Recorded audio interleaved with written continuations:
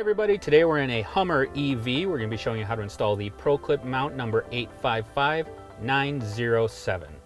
Before we get started, there are a couple things we want to mention. First off, this mount does use some double-sided tape. You'll see it as this white covering here. Now you want to peel that cover off before you attach the mount to the dash. And that tape is designed so that if you ever have to remove the mount in the future, it's not going to leave any marks or residue behind. Second, always make sure you attach the mount to the vehicle before you screw anything to this faceplate. So with that, we'll get started. This mount is going to attach in two different seams. The first is on the top here, basically this kind of silver hard piece of plastic that runs across. It's behind that. So the seam where that hard piece of plastic meets this upper soft piece of the dash, that's going to be our first seam. The second is down here where this white piece meets this hard silver piece right here. So right in between that.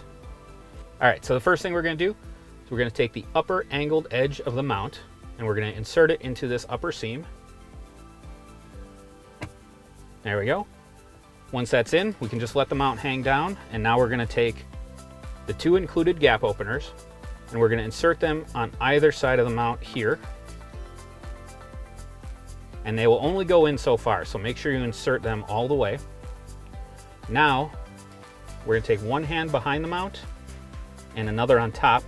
We're going to push down and pull out gently so that we can get this lip down into that seam. Once it's in, I'm going to use my thumb at the bottom to push it all the way in. Remove the gap openers. Now we have a nice solid mounting platform for a custom ProClip device holder. We hope this video has helped. Have a great day.